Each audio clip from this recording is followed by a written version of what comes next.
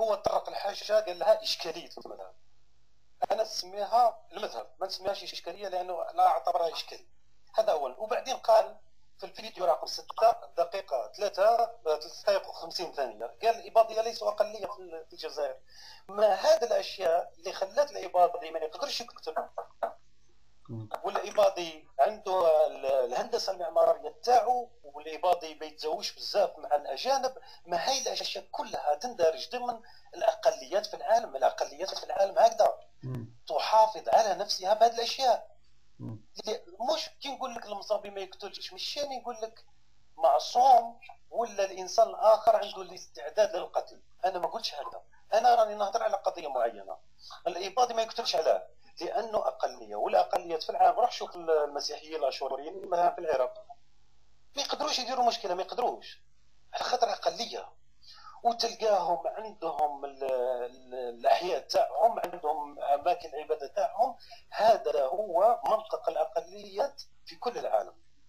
منا الاباضي ما يقدرش يخرج للعب لانه يعتبر نفسه اقليه، هذه اولا. وما يقدرش يتزوج بزاف، كي نقول بزاف على خاطر اكبر ناس تزوجوا في واد مزار هما ناس بريان. يعني الاباضيين تاع بريان تزوجوا مع المالكيه، هذه معروفه احصائيات انه بريان اكثر ناس تزوجوا مع المالكيين وهما الاباضيان. وتجي بعدها مثلا مليكه عندنا في غرداير معروفه، وكانت حصلت فيه تجارب انه التزاوج بين الاباضيه والمالكيه في متليلي، هذه في السبعينات. يعني كي يقول لي واحد باللي انتم ماكوش اقليه وما تزوجوش بناتكم، من اين لك هذا؟ منين؟ عندك احصائيات، عندك كتب، عندك اشياء دقيقه تهضري عليها. ما هذا هو اللي خرجني نقول لك بلي المصابي ما يقدرش يقتل، سواء اعتبرها من ناحيه دينيه انه ربوه هكذا في داره باللي ما يدناش، ولا من ناحيه الاقليات، ولا من اي ناحيه، لكنه ليس انسان معصوم.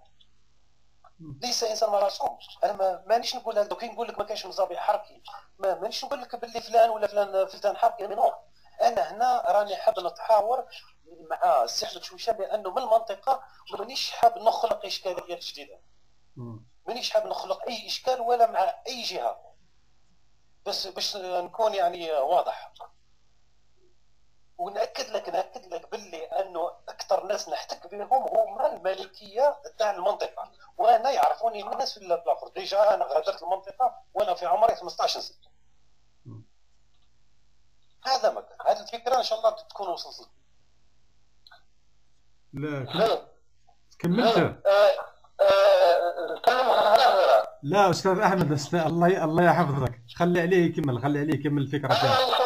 تفضلوا. انا النقطه هذه حبيت نوصلها باللي علاش كملت الفكره تاعك استاذ سليمان. هذه كملت ولا مازال؟ كملتها. كمل.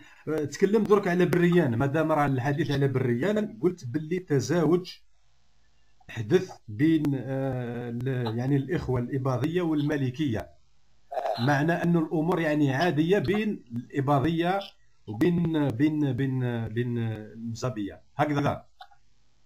لا ليس بالضروره، لا ليس بالضروره. وكيف يتزوجوا هكذاك برك؟ يعني يسمى ما يديروا في التقيه ولا كيفاش؟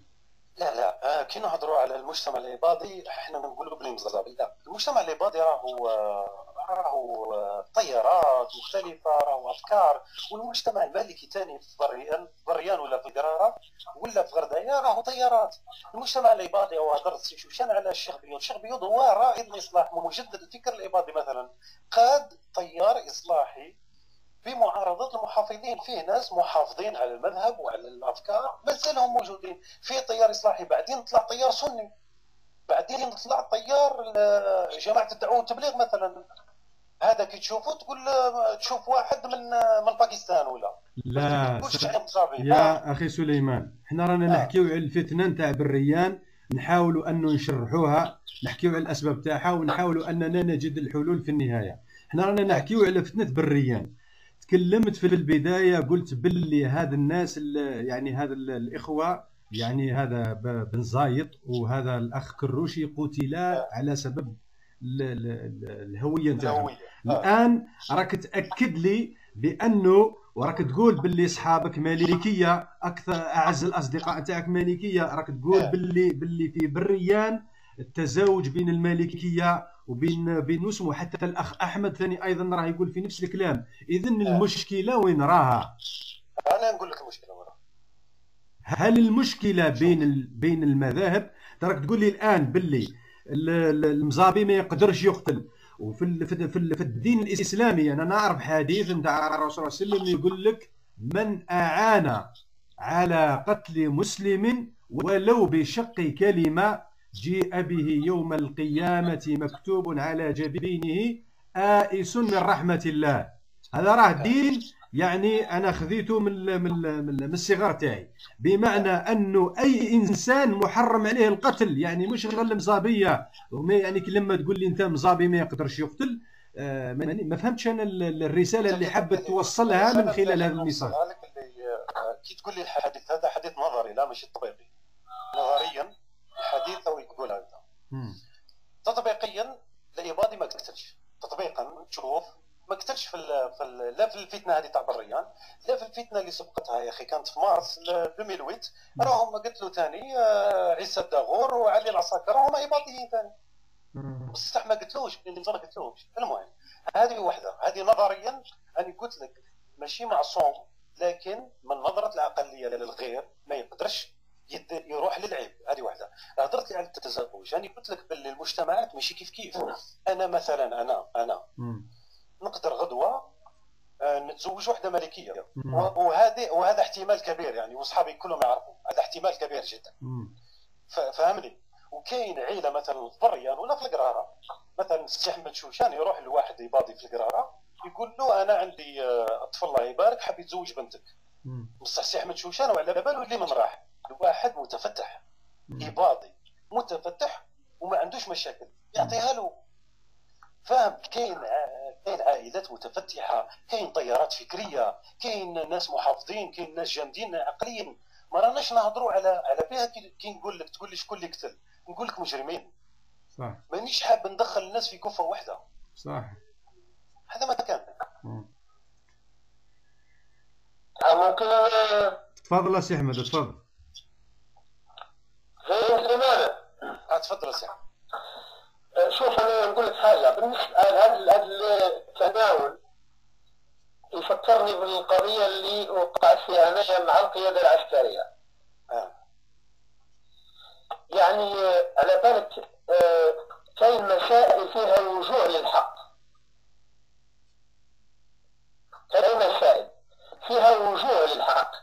يعني انت عندما تقول الحاجه هذه غلطه هذا لا يعني بان ما فيهاش وجه ولا أوجه للحق، لا كل شيء نسبي صح. ولكن أنت تقول بأن نهاية المسألة تدينا للهوية. نعطيك مثال بسيط. لو كان جينا نصنفوا أنا مليح يا سيدي، لو كان جينا نصنفوا حنايا مثلا أتباع المذهب الإباضي ولا الإباضية كما يعني متعارف هكذا عليها. لو كان نجو ناخذ الاخوه الاباضيه على منوالك انت. يعني لو كان نجي انايا ناخذ الاباضيه على اساس الاخ سليمان، ولا على اساس الشيخ بيض الله يرحمه، ولا على اساس مفدي زكريا، ولا على اساس ابو الاقبال الله يرحمه، مفدي زكريا ثاني الله يرحمه الله يرحمه. فاذا كان خذينا الاباضيه على هذا الاساس نقولوا فينا وحنا. لماذا؟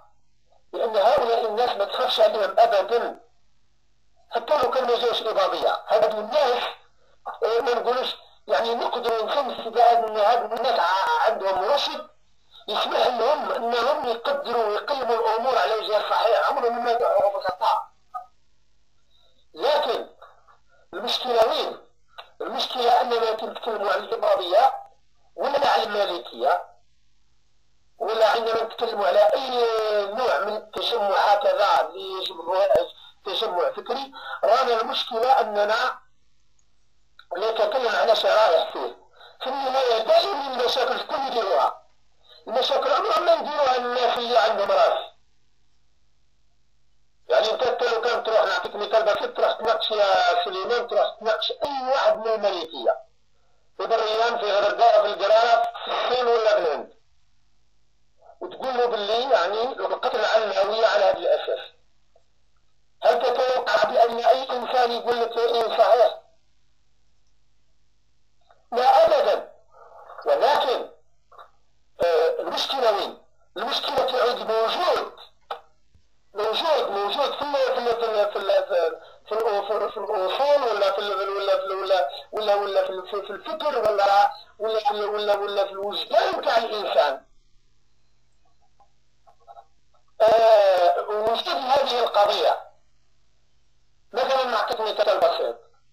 زي الان كنت تتكلم انت عن الارهاب مثلا.